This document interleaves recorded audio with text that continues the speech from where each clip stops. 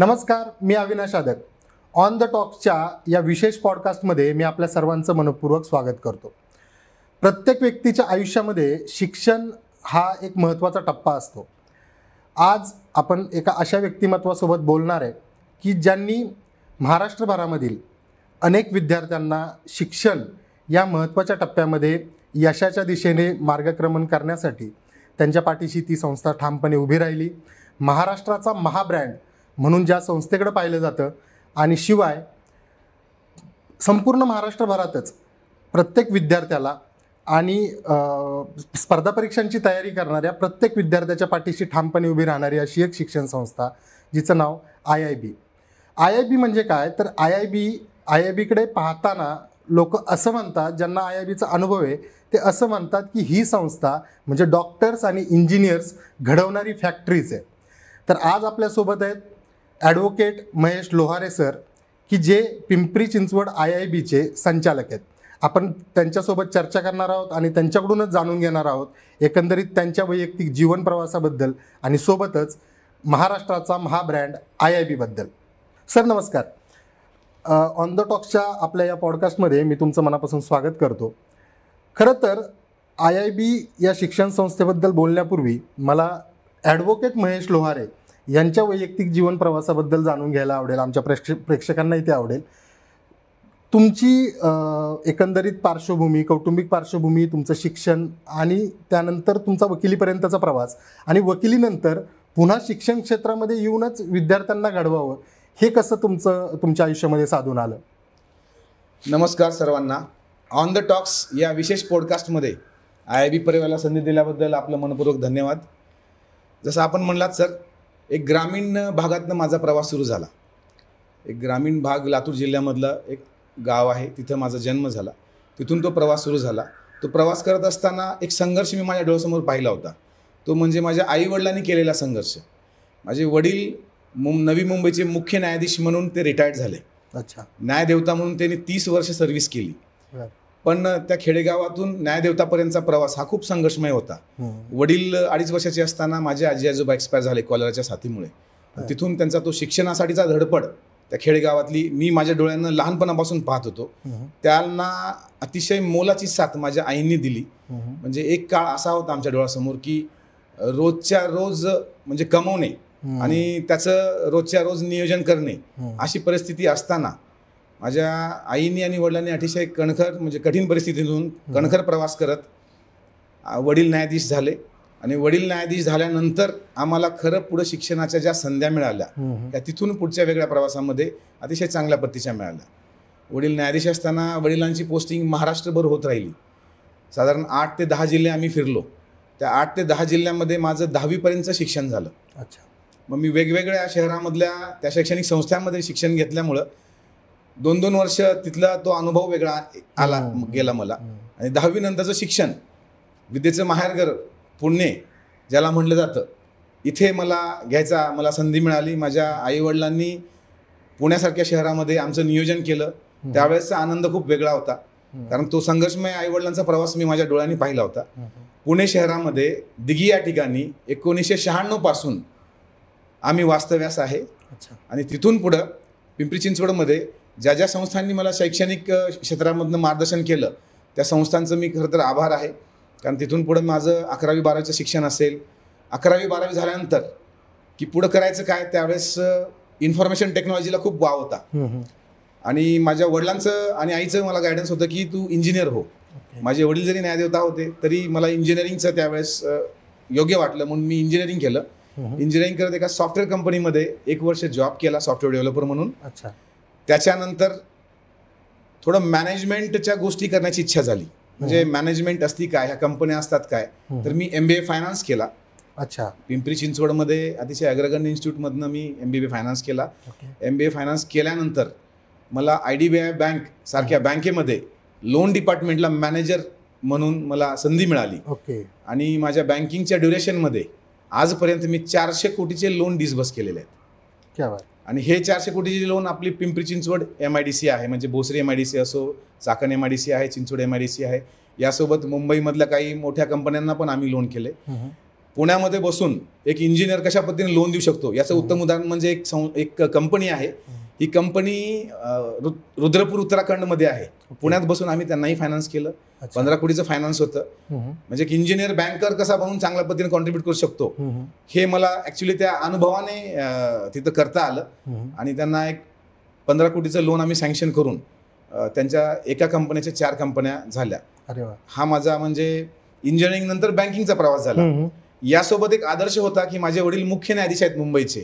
Legal क्षेत्रामध्ये खूप सारं करण्याची मला म्हणजे संधी पण होती आणि माझी ती आवड होती. पण माझं इंजिनिअरिंग एका काळात झाल्यानंतर मी MBA केलं.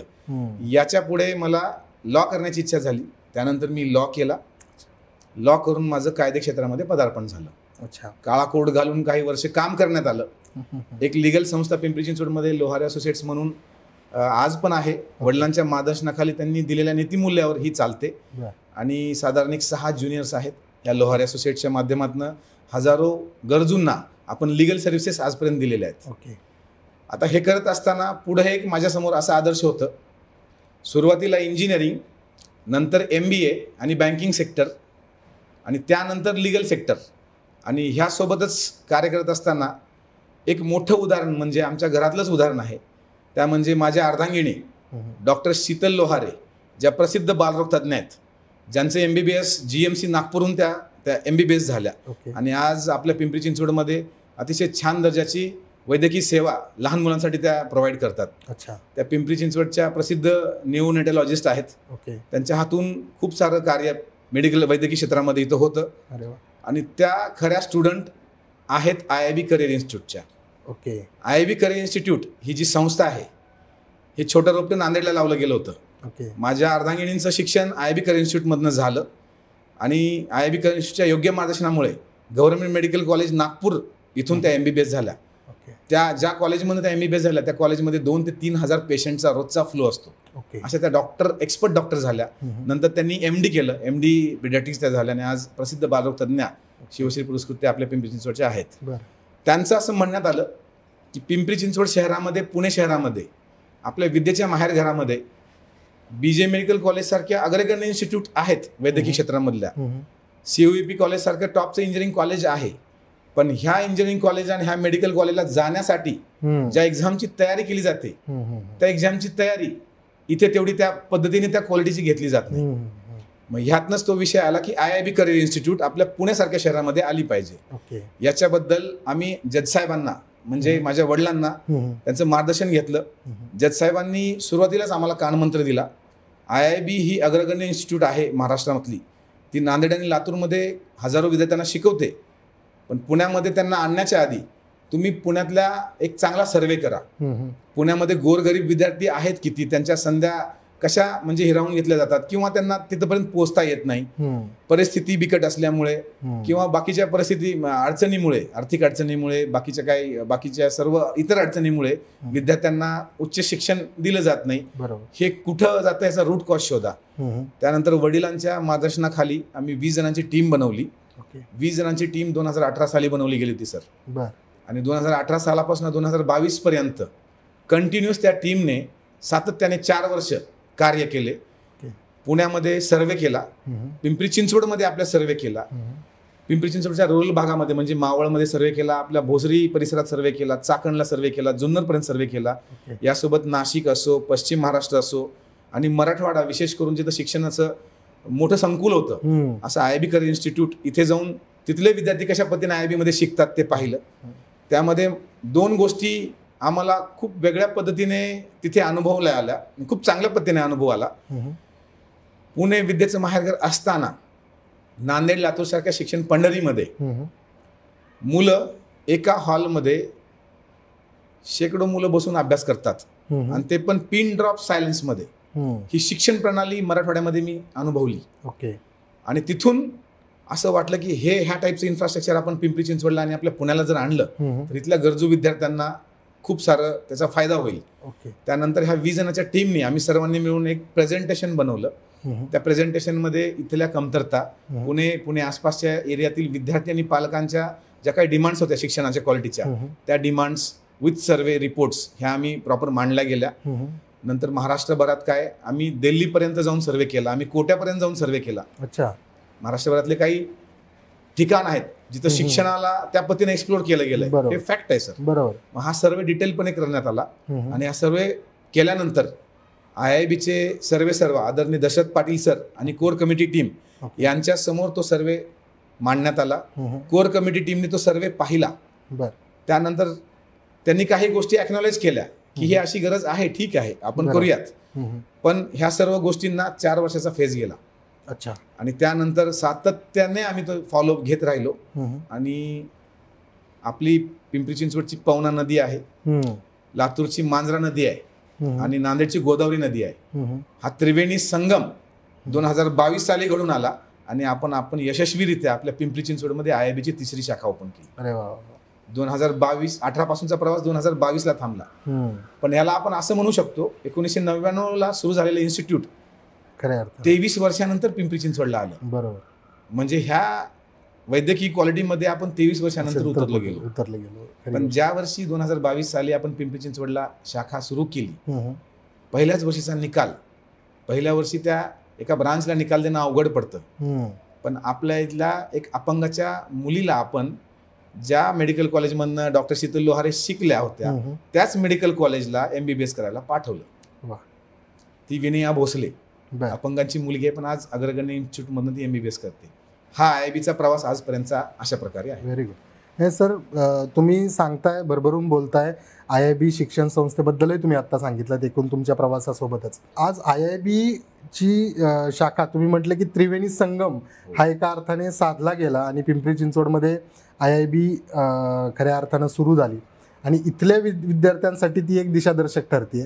पण मला हे जाणून घ्यायचं आहे की IIB नक्की आहे काय, म्हणजे IIB ही कॉन्सेप्ट काय आहे आणि ती कधी नक्की त्याची बीजं रोवली गेली आणि आज IIB नक्की कुठल्या कुठल्या सेक्टरमध्ये विद्यार्थ्यांना मार्गदर्शन करते? निश्चितच सर, IIB शिक्षण संस्था याची मुळातच कल्पना एका समर्पणातून झालेली आहे. म्हणजे आम्हा सर्वांचे गुरुवर्य, गुरुमाऊली आदरणीय गणेश चौगले सर यांना स्वतःला डॉक्टर व्हायचं होतं. अच्छा. परिस्थिती बिकट होती. डॉक्टरकीचं शिक्षण मध्येच सोडावं लागलं. फीस भरायला पैसे नव्हते, ते शिक्षण अर्धवट सोडावं लागलं. मग त्या एजमधल्या त्या व्यक्तित्वाने त्यावेळेस संकल्प घेतला, मला डॉक्टर होता नाही आलं पण मी मुलांना शिकवणार. त्यांनी 4 मुलांपासून शिकवायला सुरुवात केली, चौगले क्लासेस या नावाने, नांदेड येथे 1999 ला. त्यांनी 1999 ला चौगले क्लासेस या नावाने नांदेडमध्ये एक छोटं रोपटं लावलं आणि ह्याच रोपट्याचं रूपांतर आज 7 शाखेच्या माध्यमातून 40,000 विद्यार्थ्यापर्यंत पोहोचलंय. म्हणजे 4 विद्यार्थ्यापासून सुरू केलेली ही इन्स्टिट्यूट 40,000 विद्यार्थ्यांना आज शिक्षण देत आहे.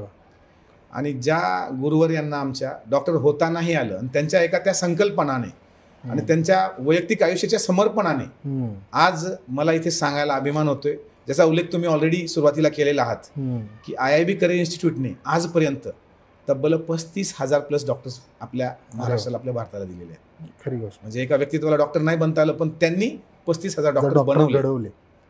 आम्ही चौगले सरांना बऱ्याच वेळा म्हणतो, सर तुम्ही, चौगले सरांनी 2016 साली रिटायरमेंट घेतली. रिटायरमेंट घेताना सरांचा एकच मोठा आम्हाला मार्गदर्शन होतं. आम्ही त्यांना विनंती केली, सर आता इन्स्टिट्यूट खूप चांगल्या माध्यमातून गरजू विद्यार्थ्यापर्यंत पोहोचतंय, खूप त्यांना चांगलं बनवतंय, तुम्ही रिटायरमेंट घेऊ नका. पण सरांनी काही कारणास्तव रिटायरमेंट घेतली. त्यावेळेस आम्ही त्यांना विनंती केली, सर तुम्ही यातनं काहीतरी रॉयल्टी वगैरे घ्यावी किंवा पुढचं आयुष्य तुमचं, कारण सरांनी लग्न केलं नव्हतं, पूर्ण समर्पण आपल्या इन्स्टिट्यूटला दिलं होतं. ती आमची एक चिंता होती की पुढचं काही निवारण होऊन पुढच्या सगळ्या पुढच्या लाईफमध्ये जे काही जगण्यासाठी जे काही बेसिक खर्च लागतो तो तरी इन्स्टिट्यूटकडनं घ्यावा असं आम्ही त्यांना विनंती केली. त्यांनी त्यावेळेस एक प्रेस कॉन्फरन्स घेतली. त्या प्रेस कॉन्फरन्समध्ये त्यांनी क्लिअर कट आम्हाला मार्गदर्शन केले ठळक शब्दामधून. आज मला माझी टीम म्हणते की रॉयल्टी घ्या, पण माझी रॉयल्टी ही दरवर्षी 2,000 विद्यार्थ्यांना मोफत शिक्षण देण्याची राहील. अरे वा. मग एक मीडियामधून एका व्यक्तित्वाने त्यांना प्रश्न विचारला की सर तुम्ही आजपर्यंत लग्न केलं नाही, तुमचं वैयक्तिक लाईफ काहीच नाहीये, तुम्हाला मुलं बळ काहीच नाहीये, तुमचा इथून पुढचा जीवनातला प्रवास कसा राहील? सरांचं त्यावेळेस त्यांना रिप्लाय होता, आज मी लग्न केलं नाही ठीक आहे, पण IIB साठी जे काही मी प्रयत्न केले, आज जे मुलं 35,000 डॉक्टर बनलेले आहेत हे माझेच मुलं आहेत आणि त्यांना पाहूनच मला ते समाधान मिळतं, कारण हे 35,000 डॉक्टर आज समाजासाठी खूप मोठं योगदान चांगल्या पद्धतीने ते करतायत. ह्या एक चांगल्या शुद्ध संकल्पनेतनं IIB ची स्थापना झाली. सर मला एक सांगा, IIB सारखी नामांकित संस्था जी ज्यावेळी तुम्ही पिंपरी चिंचवडमध्ये आणू पाहत होता, पुण्यामध्ये आणू पाहत होता, त्या सर्व कार्यकाळामध्ये किंवा त्या सर्व प्रवासामध्ये तुम्हाला या शहरातून किंवा या ठिकाणच्या पिंपरी चिंचवड पुण्याच्या काही स्थानिकांकडून तुम्हाला कशा पद्धतीने सहकार्य झालं किंवा कुणाकुणाची मदत तुम्हाला या सर्व प्रवासामध्ये झाली? निश्चितच सर, सर्वात आधी तर मला माझ्या आईवडिलांचं मार्गदर्शन योग्य लाभलं. त्यात म्हणजे माझ्या ताईसाहेबांचं, माझ्या बंधूंचं चांगलं मोठं योगदान आहे. आणि ज्या डॉक्टर शीतल लोहारे बालरोग तज्ञ आहेत, ज्यांच्या म्हणजे मुळातल्या इच्छेमुळं आपण इथून प्रयत्न सुरू केला होता, त्यांचंही सहकार्य लागलं. त्यासोबत पिंपरी चिंचवड सारख्या ठिकाणी IIB सारखी इन्स्टिट्यूट आणून टॉपच्या इन्फ्रास्ट्रक्चरमध्ये विद्यार्थ्यांना गरजू सगळ्या सोयी सुविधा पुरेपर्यंतच्या माझ्या ह्या प्रवासामध्ये आपले आदरणीय आमदार, माझे मोठे बंधू महेशदादा लांडगे आणि कामगार नेते सचिन भाई लांडगे यांचा खूप मोठा सपोर्ट लाभला गेला. त्यांचा हात माझ्या पाठीवर होता. त्यांचा एकच कानमंत्र माझ्यापर्यंत येत होता, तो म्हणजे तू चल पुढं तुला र गड्या भीती कुणाची. हा सपोर्ट मला भेटला जेव्हा जेव्हा IIB टीम पुण्याला येत होती आणि आपण केलेल्या सर्वेला ते ॲक्नॉलेज करून ते व्हेरीफाय करत होती. या व्हेरिफिकेशनमध्ये वेगवेगळ्या ठिकाणी त्यांना जाण्यात आलं, कुठं ठिकाणी ब्रांच चांगली राहील, सध्या कॉम्पिटिशन कुठं आहे, मुलांना एकत्र कुठल्या ठिकाणातून आपल्याला चांगलं देता येईल. ह्या सर्व प्रवासामध्ये भैयासाहेबांनी वेळोवेळी त्यांची भेट घेऊन इथं असलेल्या सध्याचं फॅक्ट त्यांना सांगून सातत्याने त्यांच्यासोबत चर्चा करून की आपण पिंपरी चिंचवडमध्ये सुधारणा कशी करू शकतो किंवा IIB सारखी शाखा कशा पद्धतीने पुढे नेऊ शकतो, इथल्या शाळेतल्या 10वी पर्यंतच्या मुलांचा काय प्रॉब्लेम आहे, त्यांना करिअर मार्गदर्शन पण वेळोवेळी मिळत नाही, किंवा इथल्या जिल्हा परिषद शाळेमध्ये तर खूपच तो गॅप दिसून आला होता. कारण CBSE स्कूल्स असतील किंवा मेट्रो शहरातले काही स्कूल्स असतील, इथे बऱ्यापैकी काही स्टुडंट किंवा पालक अलर्ट असतात, पण जिल्हा परिषद शाळामध्ये इथे अडचणी बऱ्याच असतात. मग ह्या सर्वेमध्ये भैयासाहेबांची, दादांची आणि बाकी त्या आपली जी 20 जणांची टीम होती, ह्या 20 जणांच्या टीममध्ये माझ्या ताईसाहेब होत्या, डॉक्टर शीतल लोहारे होत्या, माझे बंधू होते, माझे दुसरे बंधू दैविक मंठाळे ज्यांनी BTech MTech केलंय, त्यांनी पण समर्पण पूर्ण IIB साठी केलंय आज. तर त्यांना एक चांगला जॉब होता, त्यांनी तो जॉब सोडून IIB साठी समर्पण 2018 पासून केलेलं आहे. ते होते.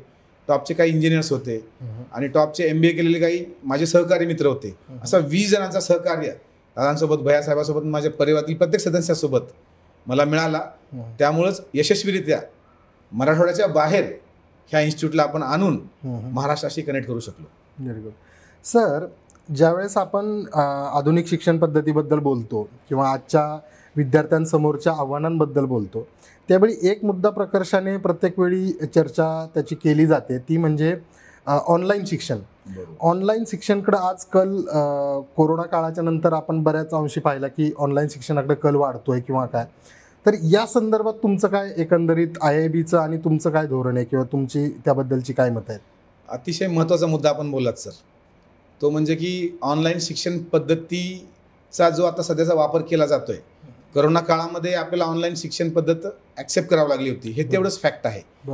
आणि कोरोना काळामध्ये पण IIB सारख्या संस्थेने खरं तर त्यावेळेस जीव वाचवण्याचा प्रत्येकजण प्रयत्न करत होता, शिक्षण तर बाजूला राहील, बरोबर, पण त्याही परिस्थितीमध्ये सर्वप्रथम ऑनलाईन प्लॅटफॉर्म, ऑनलाईन आपण बोलल्याबद्दल मी म्हणेल की सर्वप्रथम ऑनलाईन प्लॅटफॉर्म जरी कोणी प्रोव्हाइड केला असेल ते म्हणजे IIB इन्स्टिट्यूटने प्रोव्हाइड केलं.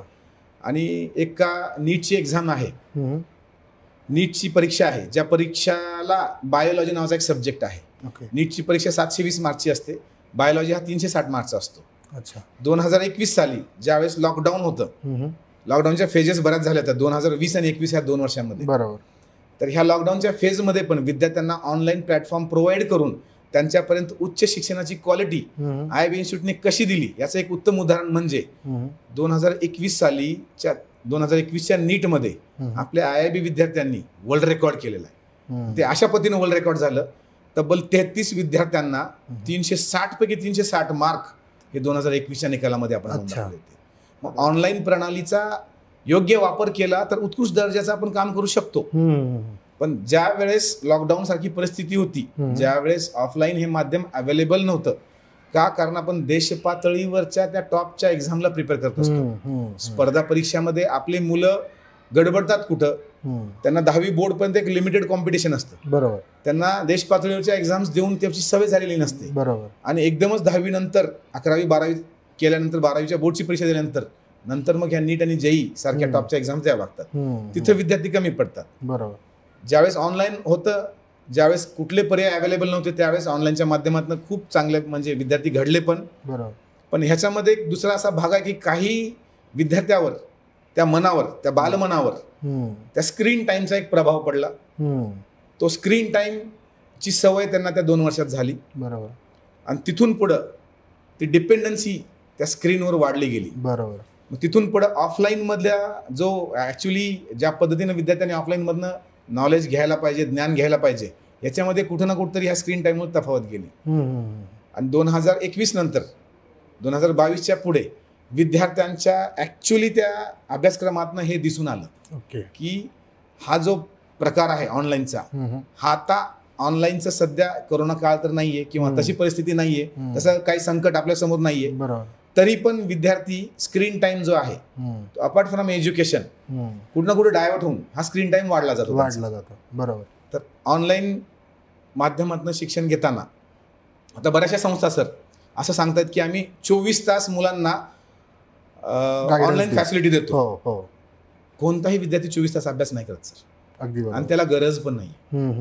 विद्यार्थ्याने त्याच्या 24 तासामधले 11 ते 12 तास अभ्यास करावा. अच्छा. तो पण रोजच्या क्लासेस सोबत. त्याचे रोजचे क्लास 5 तास होत असतील, त्याचा 5-6 तास सेपरेट अभ्यास. रोजचे क्लास 6 तास होत असतील, त्याचा 5-6 तास सेपरेट अभ्यास. एवढंच त्यांनी करावं. आणि ते पण मात्र 100% डेडिकेशनने करावं. मग ती नीट एक्झाम असो किंवा जेई असो, विद्यार्थी आपला 100% क्रॅक करू शकणार. अच्छा. हे जे ऑनलाईन काही संस्था किंवा काही प्लॅटफॉर्म, मला ऑनलाईन बद्दल असं जास्त कुणाला नाव ठेवायचं नाही, फक्त तो स्क्रीन टाइम वाढल्यामुळे विद्यार्थ्यांच्या मनावर दुष्परिणाम जे होतात त्याचं मला थोडंसं एक अशी 2 उदाहरणं द्यायची आहेत. की आमचे काही स्टुडंट आहेत, त्या स्टुडंटनी सुरुवातीपासून खूप छान प्लॅन केला होता. आमची प्राजक्ता भगत नावाची एक विद्यार्थिनी आहे सर. त्या प्राजक्ता भगत स्टुडंट हिने सुरुवातीला नीटचं प्रिपरेशन सुरू केलं होतं. प्राजक्ता भगत सुरुवातीला चांगली 11वीला परफॉर्म करत होती, पण नंतर ऑनलाईनच्या माध्यमाला ती लागली. ऑनलाईनच्या प्रवाहामध्ये एवढी ती वाहून गेली की 11वी 12वी हे 2 वर्ष तिने ऑनलाईन अभ्यास केला. आणि त्या 2 वर्षानंतर जेव्हा नीटची परीक्षा तिने दिली, 720 मार्कापैकी 161 मार्क तिला आले. 720 मार्क आणि 161 मार्क. अच्छा. गव्हर्नमेंट कॉलेज 620, 630, 640च्या पुढे भेटतं सध्याच्या कट ऑफ प्रमाणे. बरोबर. आणि तिचीच मोठी बहीण डॉक्टर झाली होती, तिच्या समोरचा मोठा आदर्श होता. तिची मोठी बहीण IIB तर शिकून डॉक्टर झाली होती, हाही दुसरा आदर्श होता. अच्छा. पण ज्यावेळेस तो नीटचा निकाल लागला त्यावेळेस अक्षरशः ती रडली. तिच्या वडिलांनी तिच्या समोर तो मोबाईल फोडला. तिचा इंटरव्ह्यू आहे युट्यूबवरती. अच्छा. प्राजक्ता भगत IIB स्टुडंट म्हणून इंटरव्ह्यू आहे. त्यावेळेस ती रडली.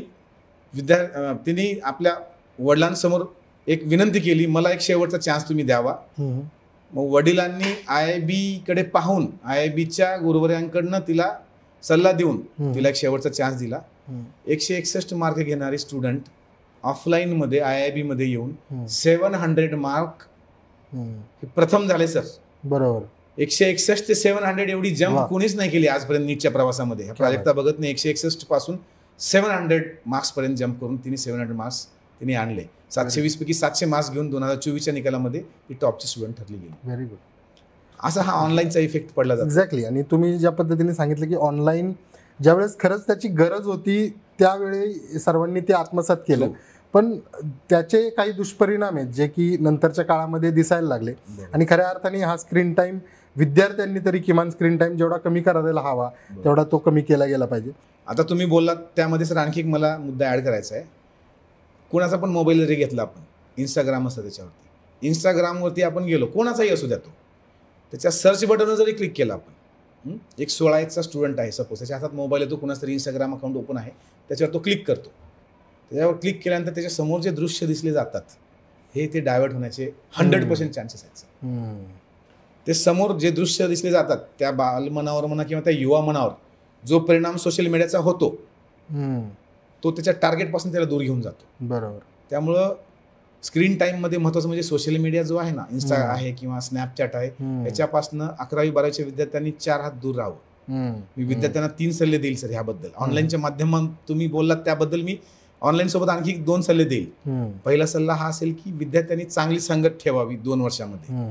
का? कारण ज्याच्यासोबत येतो जातो वावरतो बसतो चर्चा करतो तशी विचारसरणी बनायला लागते. अगदी बरोबर. आणि जर विचारसरणी शुद्ध असेल आणि टार्गेट ओरिएंटेड असेल तर ती त्या पद्धतीने जाते. बरोबर. त्यात थोडी तफावत आली आणि डायरेक्शन दुसरीकडे गेलं की तो डायव्हर्ट होतो आणि तो नॅशनल एक्झामला क्रॅक नाही करू शकत. संगत गुण चांगला त्यांनी ठेवावा, संगत चांगली असावी. मोबाईल सारखं डिव्हाइस स्मार्टफोन हा 2 वर्ष वापरू नये. त्यांनी असं काम करावं ज्यावेळेस तो दिल्ली एम्स सारख्या इन्स्टिट्यूटला लागेल किंवा IIT मुंबई सारख्या इन्स्टिट्यूटला लागेल त्यावेळेस त्याच्यावरही लोकांनी पाहायला पाहिजेत असं त्यांनी काम करावं. अगदी. ही दुसरी गोष्ट की मोबाईल त्यांनी वापरू नये. तिसरी गोष्ट की त्यांनी बोलकं व्हावं, शिक्षकांसोबत चर्चा करावी. विद्यार्थी आणि शिक्षकामध्ये जर संवाद सतत होत राहिला तर 100% तो विद्यार्थी चांगला घडतो. अगदी बरोबर. विद्यार्थी आणि शिक्षकामध्ये आजकाल गॅप होत चाललाय सर. विद्यार्थी शिक्षकासमोर तेवढे ओपनच नाही होत. बरोबर. बोलतच नाहीत. आपापसात खूप चर्चा करतात पण शिक्षकांसमोर गेल्यानंतर ते लाजतात, कुठेतरी संकुचित मनाचे राहतात, त्यांना बोलता येत नाही. मुली शक्यतो जास्त अबोल असतात. तर तिसरा जो पॅरामीटर आहे, पहिला म्हणजे संगत चांगली असावी, दुसरा म्हणजे सोशल मीडिया आणि स्मार्टफोन पासून दूर, तिसरा म्हणजे त्यांनी फिजिक्स बोलावा, केमिस्ट्री बोलावा, मॅथ्स बोलावा, शिक्षण बोलावं, आपलं करिअर बद्दल बोलावं, त्या एक्झाम बद्दल बोलावं, बोलकं व्हावं. अगदी बरोबर. मी तुम्हाला दुसऱ्या एका अशाच महत्त्वाच्या मुद्द्याकडे घेऊन जातो. होतंय काय आजकाल, तुम्हाला या गोष्टींची माहिती असेल की आपल्या देशामध्ये किंवा आपल्या महाराष्ट्रामध्ये चांगल्या दर्जाचं शिक्षण घेऊन IIB सारख्या संस्था शिक्षण देतात. चांगल्या दर्जाचं शिक्षण घेऊन इथं डॉक्टर्स, इंजिनियर्स तयार होतात आणि एकदा की ते डॉक्टर इंजिनियर झाले की चांगल्या संधी बाहेरच्या देशांमध्ये चांगल्या संधी आहेत म्हणून मग बाहेरच्या देशांमध्ये जाऊन स्थायिक होणं किंवा त्या भागांमध्ये जाऊन आपला नोकरी व्यवसाय करणं याकडे कल सध्या अनेक विद्यार्थ्यांचा, अनेक तरुणांचा वाढताना दिसतोय. तर त्यातूनच तो ब्रेन ड्रेन हा जो एक प्रकार आहे की तो कशा पद्धतीने आपल्याला पुढच्या म्हणजे आपल्यासाठी धोकादायक आहे आणि त्याचे काय नक्की परिणाम आपल्याला जाणवतील. ब्रेन ड्रेन ही समस्या आजकाल बऱ्याच जणांना वाटते सर. तुम्ही बोललात ते अतिशय महत्त्वाची गोष्ट आहे. आणि पण त्यामध्ये मी असं बोलेल, आपल्या ह्या भारत देशाच्या मातीमध्ये एक वेगळा गुण आहे. आता हे जे ब्रेन ड्रेन ज्यांना संबोधलं जातं असे काही 2000, 3000, 4000, 5000 तरुण असतील जे आपल्या देशामधनं दुसऱ्या देशामध्ये स्थलांतरित झाले असतील. काही शिक्षण घेण्यासाठी स्थलांतरित झाले आणि तिथेच म्हणजे शिक्षण घेण्यासाठी शिफ्ट झाले असतील, तिथेच ते स्थायिक झाले असतील. काही जण काही स्पेसिफिक रिझनसाठी तिकडे स्थायिक झाले असतील.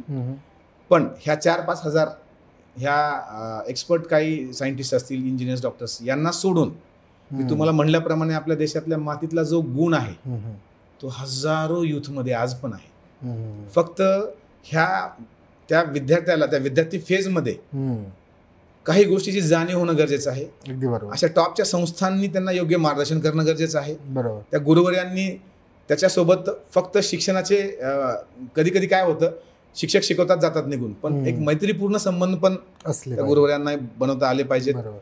विद्यार्थ्यांनी पण त्यांच्यासोबत संवाद साधला पाहिजे. अशा प्रकारचं जेव्हा सगळ्या गोष्टी होतील तर मग ह्या 5000 पेक्षा आपण 25,000 सारखा एक्सपर्ट म्हणजे युथ आपण चांगला बनवू शकतो. त्यामुळे ब्रेन ड्रेन ही समस्या ॲक्च्युली समस्या नाही असं मला वाटतं. ओके. एकंदरीतच आधुनिक शिक्षण पद्धती वगैरे आपण या सर्व गोष्टींची चर्चा करतोय. IIBचं त्यामध्ये खरंच मोठं योगदान आहे. उगाच IIBला महाराष्ट्राचा महाब्रँड म्हटलं जात नाही. आज पुण्याला आपण संस्कृतीचं, शिक्षणाचं माहेरघर म्हणतो, पण गेल्या काही वर्षांमध्ये पिंपरी चिंचवड शहर हे शिक्षण क्षेत्रामध्ये नावारूपाला येतं आहे. काही अत्याधुनिक शिक्षण पद्धती या ठिकाणी राबवल्या जात आहेत. नवनवीन आंतरराष्ट्रीय, राष्ट्रीय संस्था या ठिकाणी येत आहेत. तर पिंपरी चिंचवडची ओळखसुद्धा आता शिक्षण पंढरी म्हणून व्हायला लागली आहे. हळूहळू तसं म्हटलं जायला लागलं आहे. हे किती सकारात्मक आहे आणि त्याबद्दल तुमचं वैयक्तिक मत काय? 100% खरं आहे सर. पुणे हे विद्येचं माहेरघर आहेच आहे, पण ह्यासोबत पिंपरी चिंचवड हे शहर आहे. पिंपरी चिंचवड शहरामध्ये ज्या प्रकारे पिंपरी चिंचवड शहरामध्ये ज्या प्रकारे शैक्षणिक क्रांती आज होत आहे, पिंपरी चिंचवडला एक शैक्षणिक हब याला संबोधलं जातं. का? कारण आज आपल्या पिंपरी चिंचवडमध्ये शासकीय अभियांत्रिकी कॉलेज येत आहे. आज आपल्या पिंपरी चिंचवडमध्ये देश पातळीवरची टॉपची संस्था IIM नागपूर म्हणजे IIM एक इन्स्टिट्यूट आपल्या पिंपरी चिंचवडला येत आहे.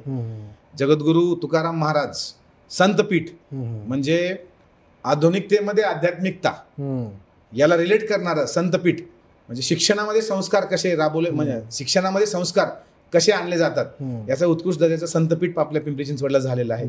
यासोबत संविधान भुवन, जिथे आंतरराष्ट्रीय दर्जाची लायब्ररी आपल्या इथं बनत आहे.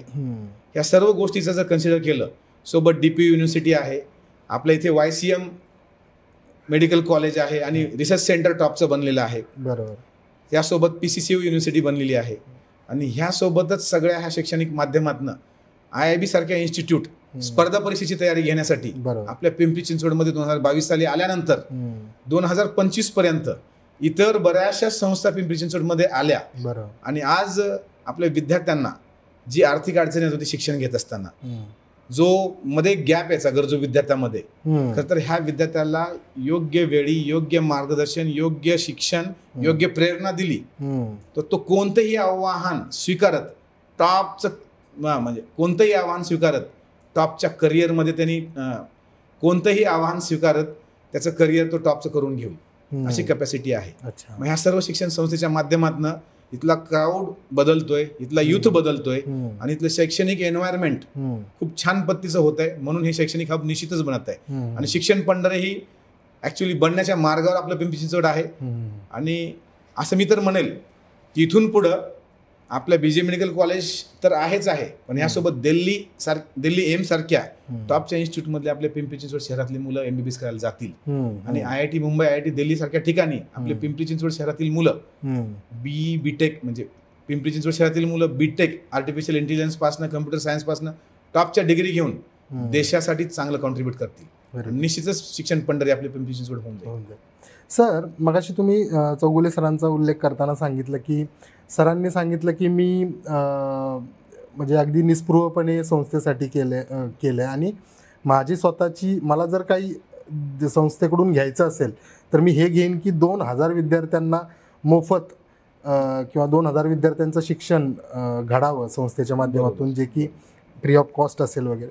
तर आपण कशा पद्धतीने ज्या गरजू विद्यार्थी आहेत, गरीब कुटुंबातून येतात की ज्यांना चांगले मार्क्स आहेत किंवा ज्यांच्यामध्ये ती कॅपॅसिटी आहे, अशा विद्यार्थ्यांना कसं याचा फायदा होतो, जरी त्यांच्याकडं आर्थिक बाजू त्यांची थोडीशी जर कमकुवत असेल कौटुंबिक अडचणींमुळे, तर त्याबद्दल IIB मधून कशी मदत होते विद्यार्थ्यांना. आणि ग्रामीण भागातून विद्यार्थी ज्यावेळेस येतात, बऱ्याचदा शहरांमध्ये येऊन मोठमोठ्या संस्थांमध्ये शिक्षण घेणं हा एक न्यूनगंड असतो आणि त्याचसोबत ग्रामीण भागातून आल्याच्या नंतर विद्यार्थ्यांच्या मनावरती बरंचसं दडपणही असतं. तर ह्या सगळ्या याच्यामध्ये मानसिकदृष्ट्या विद्यार्थ्यांना मजबूत करण्यासाठी तुम्ही आणि तुमची संस्था आणि तुमची सर्व स्टाफ कशा पद्धतीने मेहनत करतात आणि कशा पद्धतीने विद्यार्थ्यांना गाईड करतात? नक्कीच सर. सरांनी जी प्रेस कॉन्फरन्स घेतली त्यातूनच उदय झाला एक शिष्यवृत्ती परीक्षेचा, ज्याला आम्ही फास्ट म्हणतो, free admission cum scholarship test. हा फास्टचा लॉंग फॉर्म झाला. 2016 पासनं फास्ट आम्ही पूर्ण म्हणजे त्यावेळेस 2 ब्रांचेस होत्या, नंतर पिंपरीला आली, आता 7 शाखा आहेत. आजपर्यंत आम्ही 7ही शाखेमध्ये ही फास्टची परीक्षा त्या पद्धतीनं घेतली जाते. फास्टची स्कॉलरशिप पुण्यामध्ये राबवत असताना आदरणीय चौगुले सरांच्या ज्यांनी जे काही आम्हाला रूल्स रेग्युलेशन दिले होते त्या रेग्युलेशन प्रमाणे जज साहेबांच्या मार्गदर्शनाखाली, एक न्यायदेवतेच्या मार्गदर्शनाखाली ते नीतिमूल्य जपत जशीच्या तशी स्कॉलरशिप आम्ही इथे पिंपरी चिंचवडमध्ये राबवली जाते. पिंपरी चिंचवड सोबत पुणे शहरामध्ये पण आपली एक शाखा आहे FC रोडला. पुणे शहरातल्या दोन्ही शाखेमध्ये त्याच प्रकारची स्कॉलरशिप राबवली जाते. आम्हाला 25 वर्ष कंप्लीट झाल्यामुळे ह्या वर्षी तो 2000चा आकडा 2500 पर्यंत आम्ही नेलेला आहे. आणि यामध्येच मी 1-2 विद्यार्थ्यांचं उदाहरण तुम्हाला देऊ इच्छितो. आपल्या इथला लांडगे नगरचा एक विद्यार्थी आहे, तो चाळीमध्ये राहतोय. 10 बाय 10ची रूम आहे. 10 बाय 10च्या रूममध्ये आई वडील भाऊ बहीण एकत्र राहतात. अच्छा. त्या रूममध्ये राहून शिक्षण घेत असताना 11वी 12वी सारखे 2 वर्ष त्यांनी त्याच्या नीटच्या परीक्षेसाठी जे कॉन्ट्रीब्यूट केले त्यात तो कमी पडलेला होता, कारण त्यावेळेस IIB संस्था नव्हती. पण IIB संस्था आल्यानंतर 11वी 12वी नंतर त्याने रिपीट करायचं ठरवलं, आपल्या IIB संस्थेमध्ये आला.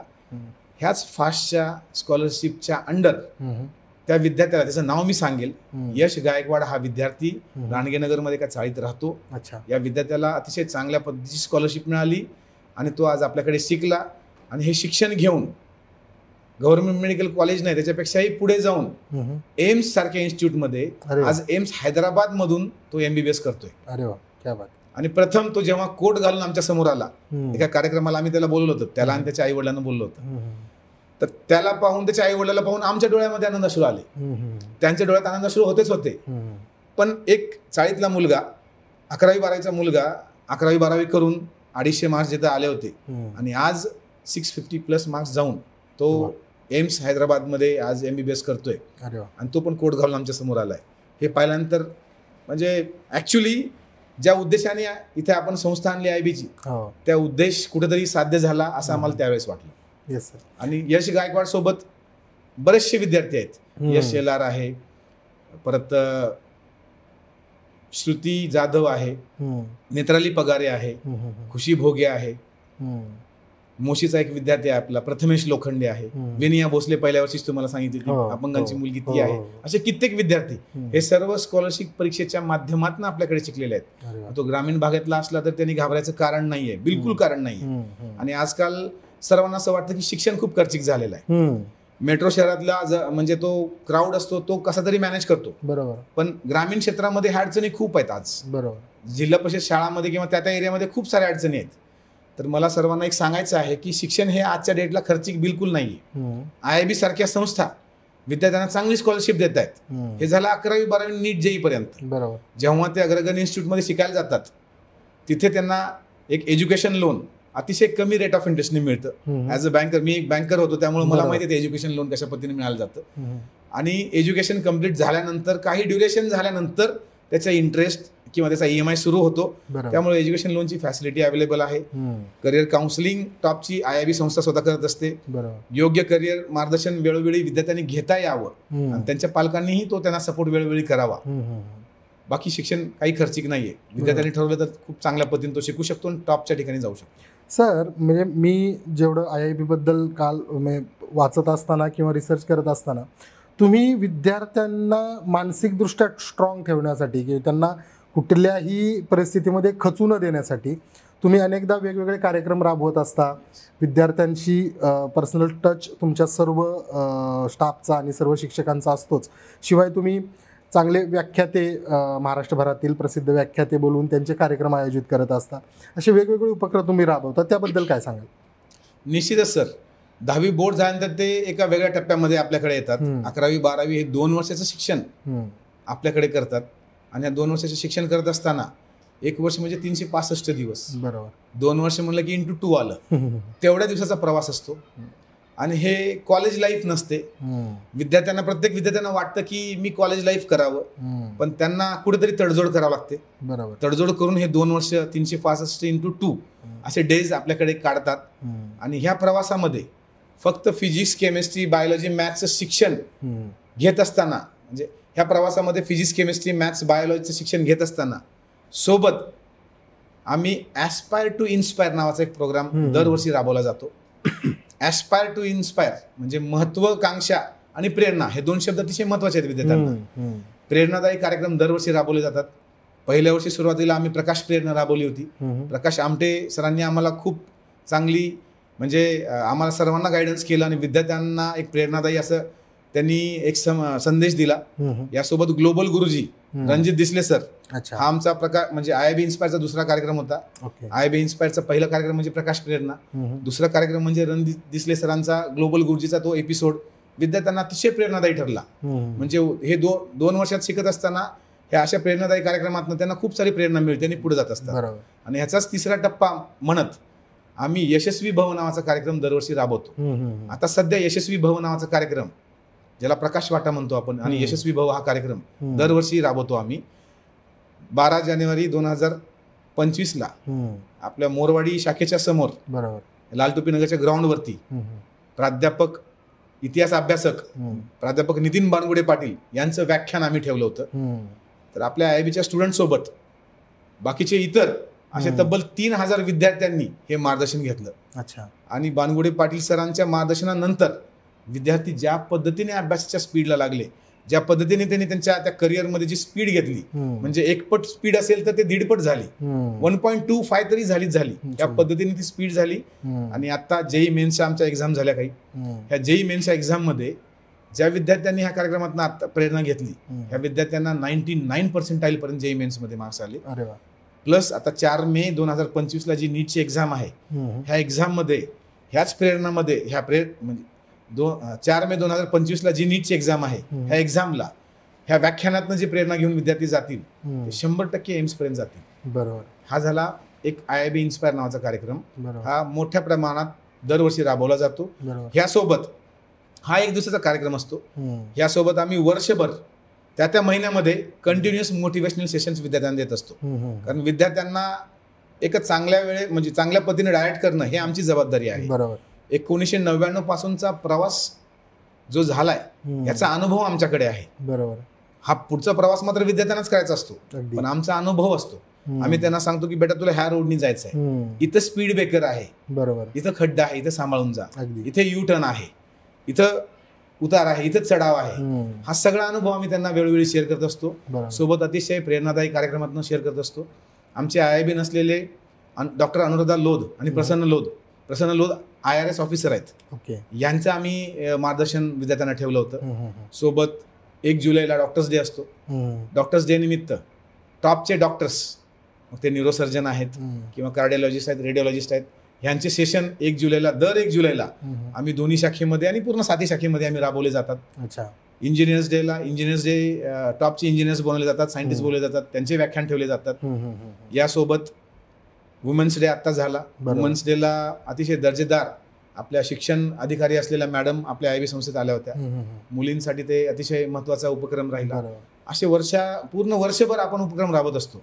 म्हणजे शिक्षण घेत असताना हे विद्यार्थ्यांना खूप गरजेचं आहे आणि हे वेळोवेळी आम्ही त्यांना देत असतो. यासोबत आम्ही आमच्या विद्यार्थ्यांना, सपोज नीटचे स्टुडंट आहेत, यांना आम्ही BJ मेडिकल कॉलेज सारखी संस्था आणि ही जे टॉपचं मेडिकल कॉलेज आहे याची एक टूर आम्ही केली होती मध्यंतरी. अच्छा. तिथे ऑर्गन एक्सपो होता. त्या ऑर्गन एक्सपो मध्ये विद्यार्थ्यांना घेऊन आम्ही गेलो.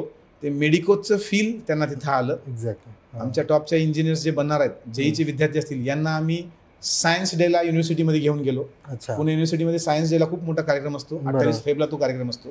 सायन्स डे निमित्त तिथं आयुका आहे, तुम्हाला माहिती असेल. त्या आयुकामध्ये ऍस्ट्रोफिजिक्स पासून सर्व कॉन्सेप्ट खूप छान पद्धतीने केले जातात आणि ते विद्यार्थ्यांना खूप प्रेरणादायी असतं. म्हणजे शिक्षण घेत घेत हे सर्व उपक्रम आम्ही दरवर्षी राबवतो आणि विद्यार्थी त्या स्पर्धेमधनं कधीच बाहेर जात नाही. शेवटी त्या नीट आणि JEE सारख्या एक्झामला जाताना तो ह्या 2 वर्षात 365x2 ह्या एवढ्या डेज मध्ये पूर्ण प्रिपेअर आणि मोल्ड होऊन तयारीने जातो आणि ह्या देश पातळीच्या एक्झामला कधीच कमी पडत नाही. पालकांना मला ही विनंती करायची की विद्यार्थ्याशी मैत्रीपूर्ण चर्चा करावी. यासोबत IIB इन्स्टिट्यूट एक पॅरेंट टीचर मीटिंग सतत अवेलेबल करतं.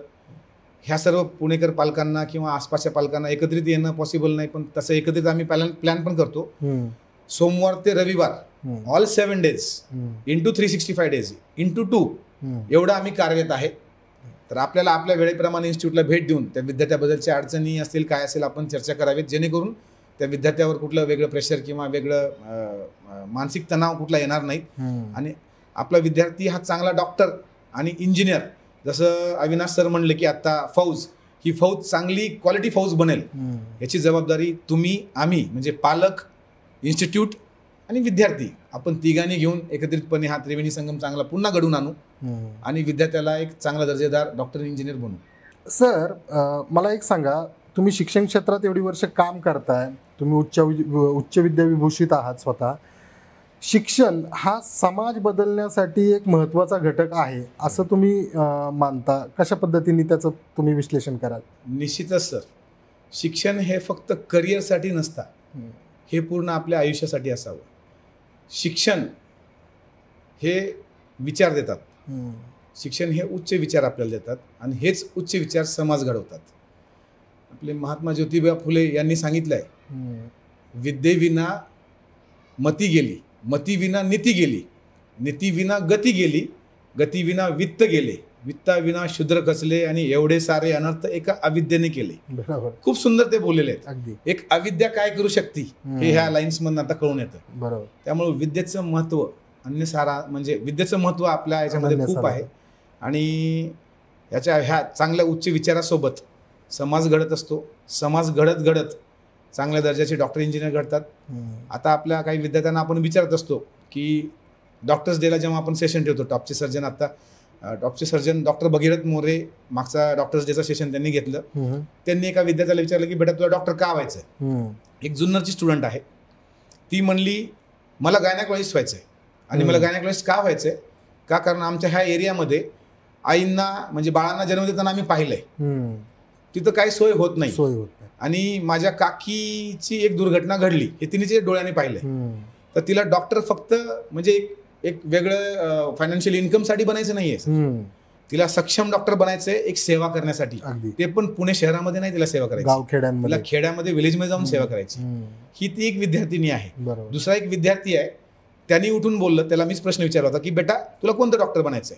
तर तो म्हणला की सर मला न्यूरोसर्जन बनायचंय, कारण न्यूरोसर्जन समोर आले होते. मग त्यांना म्हणलं की डॉक्टर बनून तू पुढे काय करणार. डॉक्टर बनून त्याला टॉपचं हॉस्पिटल टाकायचं आहे, त्या हॉस्पिटलमध्ये त्याला कॅन्सरवर काम करायचंय. कॅन्सर नावाचा म्हणजे आजकालचा विषय खूप मोठा आहे. खूप म्हणजे हॉस्पिटलला पाहिलं कॅन्सर डिपार्टमेंटला खूप लाईन मोठी लागलेली असते. इन्फ्रास्ट्रक्चर कुठेतरी कमी पडतील असं भीती वाटते कधी कधी, कारण एवढं तो प्रमाण वाढत चाललाय. तर ह्या विद्यार्थ्याला कॅन्सर स्पेशालिस्ट व्हायचंय. का, कारण ह्याच्या दूरच्या रिलेटिव्हमध्ये एकाचा कॅन्सरनी डेथ झाली आणि ते त्यांनी जवळून पाहिलेला तो विषय होता. शिवाय याला म्हणलं की तू पुढं कसं करशील. मग त्याने एक मुद्दा त्याच्यात वाढवला की एक चांगलं हॉस्पिटल उभा करून ज्या रुग्णांना, आता बरेचसे रुग्ण आपण पाहतो हॉस्पिटलला गेल्यानंतर, त्या रुग्णांमध्ये कसं होतं की त्यांचे पाहुणे असतात थोडंसं बाकीचे सर्व नियोजन करण्यासाठी. बरेचसे रुग्ण असे असतात की त्यांच्याजवळ कोणीच नसतं सर. म्हणजे हा 16-17 एजचा स्टुडंट हा किती शुद्ध विचार करतोय. तो हा विचार करतोय की पुढं अशा मला पेशंटला सर्व करायचंय किंवा त्यांच्यासाठी एक वेगळं काहीतरी करायचंय ज्यांना त्यांच्यासोबत कोणी नाहीये. कारण तो हॉस्पिटलचा कार्यकाळ, कॅन्सर सारख्या ट्रीटमेंटचा कार्यकाळ हा वर्षानुवर्षे चालत असतो. आणि अशा पेशंटला त्यांना खूप चांगलं पद्धतीने नियोजन करण्याचं ह्या 16-17 एज मधल्या विद्यार्थ्याचं लक्ष आहे.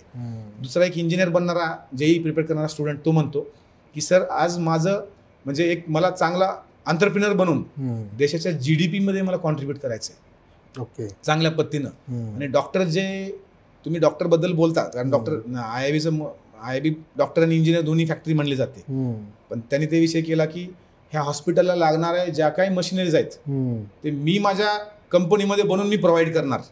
का, कारण मग काही डॉक्टरांचे मी मत ऐकले, पण मी एक इंजिनियर बनून, एक सक्षम इंजिनियर बनून अतिशय उच्च दर्जाच्या क्वालिटीचे, मग ते MRI मशीन असू द्यात किंवा एक्सरे मशीन आहे, CT स्कॅन मशीन आहे, जे काही नवीन टेक्नॉलॉजी प्रमाणे लागणाऱ्या गोष्टी आहेत त्याच्यावर मला चांगला टॉपचा इंजिनियर बनून मला देशासाठी चांगलं कॉन्ट्रीब्यूट करायचं आहे आणि आपली ही सगळी सिस्टीम खूप चांगली करायची. हे शुद्ध विचार आपल्या विद्यार्थ्यांचे विचार आहेत सर.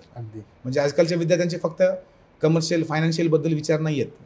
आणि हा समाज ह्यातनं चांगला घडेल त्यासाठी विद्या महत्वाची. अगदी सर, अगदी सुंदर विश्लेषण तुम्ही या गोष्टीचं केलं. आणि खरंच शिक्षण हे महत्त्वाचं आहेच, म्हणजे आपण त्याला अजिबात नाकारू शकत नाही, कारण आयुष्याच्या प्रत्येक व्यक्तीच्या आयुष्यामध्ये शिक्षण हा अतिशय महत्त्वाचा घटक आहे आणि तोच आज देण्याचं काम IIBच्या माध्यमातून होतं आहे. सर मला एक सांगा, ग्रामीण भागातील असो किंवा आपल्या शहरी भागातीलही असो, शासकीय शाळा ज्या आहेत, सरकारी शाळा ज्या आहेत, जिल्हा परिषद शाळा आहेत, या शाळांसोबतचा तुमचा समन्वय कसा असतो, किंवा इथल्या विद्यार्थ्यांचा आणि तुमचा, इथल्या शिक्षकांचा आपल्या IIBचा समन्वय कशा पद्धतीने असतो. सर हे महत्त्वाचा विषय आहे, कारण जिल्हा परिषद शाळा किंवा शासकीय शाळा आहेत, इथले जे मुलं असतात यांना शिक्षणाच्या क्वालिटी म्हणा, शिक्षणाचा दर्जा, शिक्षकांचा अवेलेबिलिटी आणि शैक्षणिक मटेरियल वेळेमध्ये योग्य वेळेस योग्य मटेरियल आणि योग्य मार्गदर्शन मिळालं तर ते मुलं पुढे जाऊ शकतात. बरोबर. तर ह्या जिल्हा परिषद शाळांचं लिमिटेशन काही गोष्टीमध्ये असतं. अशातच IIBने एक उपक्रम पिंपरी चिंचवडमध्ये राबवला होता. 15 फेब्रुवारीला पिंपरी चिंचवडमध्ये मॉडर्न स्कूल येथे एक आपण गुणवत्ता संवर्धन अभियान राबवलं होतं. त्या अभियानाची रूपरेषा जी आहे हे शिक्षण डिपार्टमेंट आणि शिक्षण अधिकारी भाऊसाहेब कारेकर सर, शिक्षण डिपार्टमेंट आणि शिक्षण अधिकारी डॉक्टर भाऊसाहेब कारेकर सर यांच्या मार्गदर्शनाखाली झाली होती.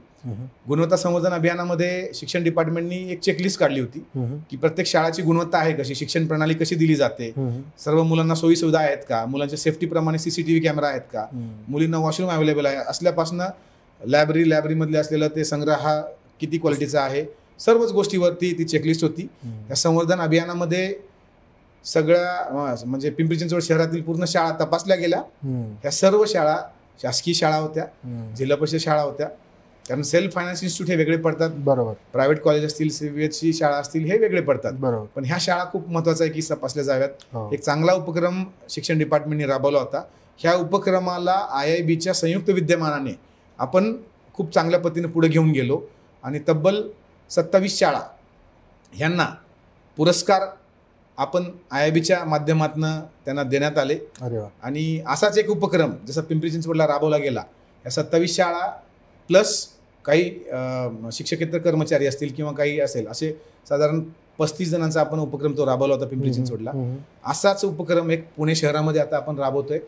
पुणे शहरामध्ये पुणे शहर मुख्याध्यापक संघ, पुणे जिल्हा मुख्याध्यापक संघ आणि जिल्हा परिषद शिक्षण विभाग, माध्यमिक विभाग यांच्या सर्व म्हणजे आता गुणवत्ता संवर्धन अभियानामध्ये ज्या काही शाळा तपासल्या गेल्या, ह्या तपासलेल्या शाळांमधनं 45 प्लस काही शाळा आहेत, असे तब्बल 50 प्लस शाळा आहेत ज्यांना आता नामांकन देण्यात आलं. अच्छा. आणि ह्यांना नामांकन दिल्यानंतर ह्यांचा पारितोषिक वितरण सोहळा जो आहे, यांचा पारितोषिक वितरण सोहळा जो आहे तो आम्ही 20 एप्रिल रोजी गणेश कला क्रीडा मंच येथे आयोजित करतोय. ओके. ह्या कार्यक्रमाला ह्या कार्यक्रमाला शिक्षण अधिकारी डॉक्टर भाऊसाहेब कारेकर सर पण आहेत. यासोबतच मुलांना अतिशय महत्त्वाचा असलेला आत्ताचा की 10वी नंतर काय, मुलं ॲक्च्युली 10वी पर्यंतच्या प्रवासामध्ये 10वी बोर्डचा विचार करतात, 10वी नंतर काय याचा विचार कोण करत नाही. बरोबर. मग 10वी नंतर कोणते कोणते करिअरमध्ये ऑप्शन्स आहेत, मग त्यामध्ये 10वी नंतर सायन्स आहे, आर्ट्स आहे, कॉमर्स आहे, यासोबत पॉलिटेक्निक आहे, IT आहे, एवढे सारे ऑप्शन्स आहेत. मग मुलांना फक्त सायन्स, डॉक्टर, इंजिनियर सोडून इतर गोष्टी सर्वच गोष्टीवरती मुलांना योग्य मार्गदर्शन मिळावं यासाठी मोफत करिअर मार्गदर्शन महामेळावा, म्हणजे हा विद्यार्थी आणि पालकांचा महामेळावा गणेश कला क्रीडा मंच येथे किती तारखेला तो? 20 एप्रिल 2025, 20 एप्रिल रविवारी, आता पुढचा रविवार जो आहे या रविवारी 20 एप्रिल रोजी हा आम्ही घेतो आहे.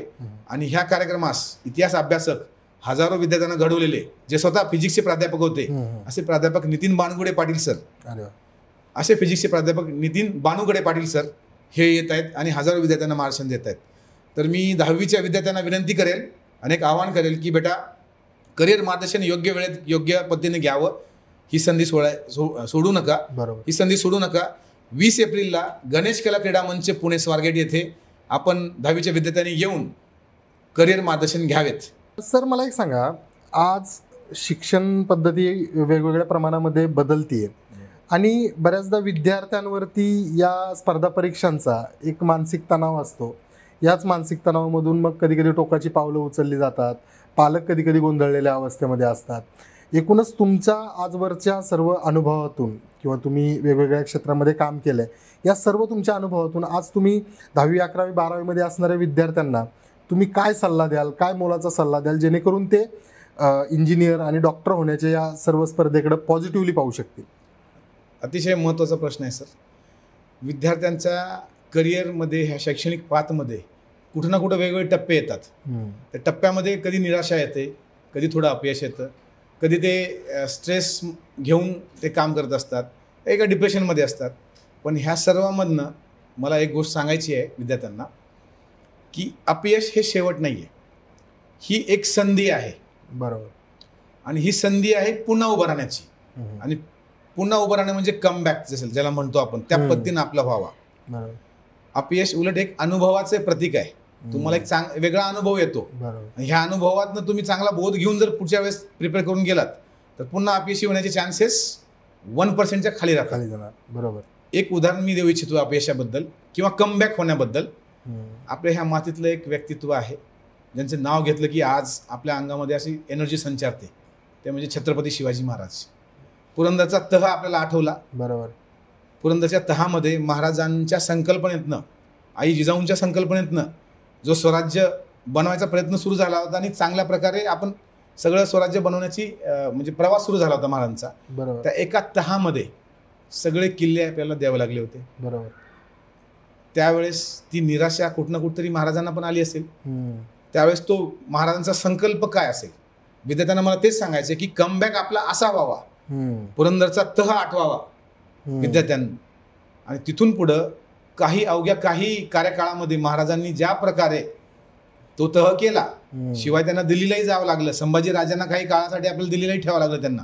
ह्या सगळ्यामधून पण आल्यानंतर ज्या पद्धतीने महाराजांनी कमबॅक केला, मायक्रो प्लॅनिंग ते एक्झिक्युशन, बरोबर, कोण करावं, का करावं, कधी करावं, कसं करावं, कोणत्या माध्यमातून करावं, या सगळ्या गोष्टींचा अभ्यास करून सूक्ष्म पद्धतीने त्याचं नियोजन करून त्याला एक्झिक्युशन केलं. आणि अवघ्या काही कार्यकाळामध्ये जेवढे किल्ले गेले त्याच्या कितीतरी पटीने किल्ले स्वराज्यामध्ये महाराजांनी आणले होते. तर अपयश हे शेवट नाहीये, बरोबर. ही संधी आहे पुढे परत तयार होण्याची. अगदी बरोबर. परत दुसरं एक मला उदाहरण असं द्यायचं आहे की कधी पण त्या आपल्या ह्या शैक्षणिक प्रवासामध्ये किंवा ह्या करिअरच्या पाथमध्ये थोडी मोठी निराशा कुठेतरी आली किंवा एखाद्या एक्झाममध्ये कमी मार्क्स आले किंवा ह्या पद्धतीमध्ये थोडंसं आजूबाजूचं वातावरण पाहून तो विद्यार्थी थोडा घाबरला असेल, स्वतःला कुठेतरी कमी समजत असेल आणि गिव्हअप करत असेल, त्या विद्यार्थ्याला मला सांगायचं आहे, त्या युथला मला सांगायचं आहे की हे शेवट नाहीये. इथून तुम्ही चांगल्या पद्धतीनं तुमच्यातल्या क्षमता आधी समजून घेऊन चांगल्या पद्धतीने काम करू शकता. ह्या क्षमता समजण्यासाठी मी एक बुलढाणा जिल्ह्यातलं एका आजीचं उदाहरण मी आता देऊ इच्छितो या सर्व युथला. ह्या युथला मला सांगायचं आहे की बुलढाणा जिल्ह्यामध्ये एक 65 वर्षाची आजी आहे. त्या 65 वर्षाच्या आजीचं एक कुटुंब, तिचं नाव, आजीचं नाव आहे लता करे. करे नावाचं कुटुंब बुलढाणा जिल्ह्यामध्ये एका गावामध्ये राहत होतं. त्या कुटुंबामध्ये 3 मुली होत्या, आजी आजोबा होते.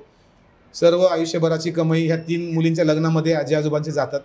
त्या मुली लग्न लागून घरी गेलेल्या असतात आणि घरामध्ये आजी आजोबा राहत असतात. आजी आजोबा कुठेतरी शेतमजुरी करून किंवा शेतामध्ये काम करून आपलं दिवसाचं प्रवास चालू असतो आणि आनंदामध्ये असतात. त्यात आजोबा आजारी पडतात.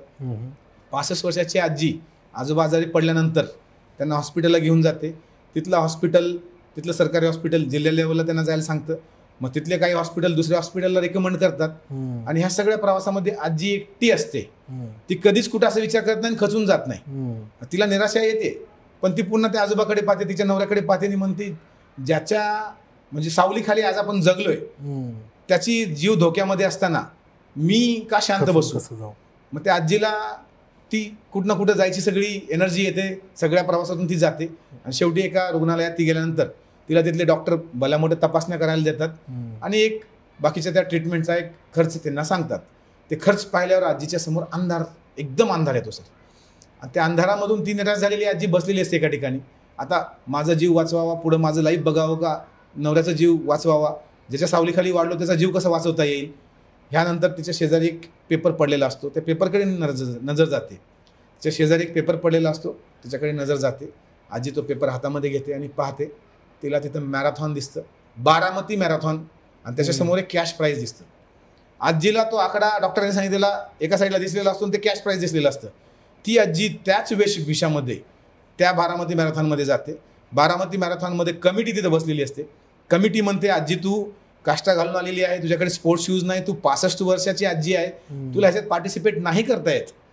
पण आजी विनंती करते की माझे पती तिथे हॉस्पिटलला ॲडमिट आहेत, त्यांचा खर्च भागवण्यासाठी मला याच्यात पार्टिसिपेट करायचं आहे, तुम्ही मला संधी द्या, मी कुणाची अडचण काही करणार नाही. मग कमिटी तिच्या आजीच्या ते अडचण पाहून त्यांना संधी देते. कमिटी सांगते आजी आजूबाजूला हट्टेकट्टे प्लेयर आहेत, त्या कॉस्ट्युममध्ये आहेत, त्या शूजमध्ये आहेत, महिन्यानुमहिने वर्षानुवर्ष ते प्रॅक्टिस केलेले आहेत. आजी त्यांच्याकडे पाहते, आजीला ते काही दिसत नसतं, आजीला फक्त ते कॅश प्राईज दिसत असतं. म्हणजे आजीने आजपर्यंतच्या क्षमता कधी तिने अंमलात आणल्या नव्हत्या. मॅरेथॉन सुरू होते आणि कधी आजी मॅरेथॉन जिंकून ते कॅश प्राईज घेऊन आपल्या पतीचा जीव वाचवते. ही आजी 65 वर्षामध्ये तिच्यातल्या क्षमता तिला कळाला. हीच आजी जर युवा असताना क्षमता कळायला असतं तर मी तर म्हणेल लता करे ऑलिम्पिक मध्ये खूप टॉपचे परफॉर्म केले असत्या. खरी गोष्ट. विद्यार्थ्यांना मला हेच सांगायचं की क्षमता आपल्याला जाणून घ्यायला पाहिजे आणि गिव्हअप कधीच नाही करायला पाहिजे. बरोबर. मुळात यालाच जोडून एक प्रश्न असा होता सर की बऱ्याचदा टोकाचे निर्णय, अगदी डिप्रेशनमध्ये विद्यार्थी जातात आणि अगदी टोकाचे निर्णय घेतले जातात, कधी कधी त्यातून आत्महत्येसारखे प्रकार घडतात. मग खरंच हे एवढं निराशाजनक आहे किंवा पालकांचा याच्यामध्ये रोल कसा आहे आणि विद्यार्थ्यांनी याच्याकडे कसं बघितलं पाहिजे याबद्दल तुम्ही काय सांगाल? सर्वात महत्त्वाचा प्रश्न आहे सर आताच्या प्रश्नामधला हा. कारण मुलांसमोर आव्हानं आहेत.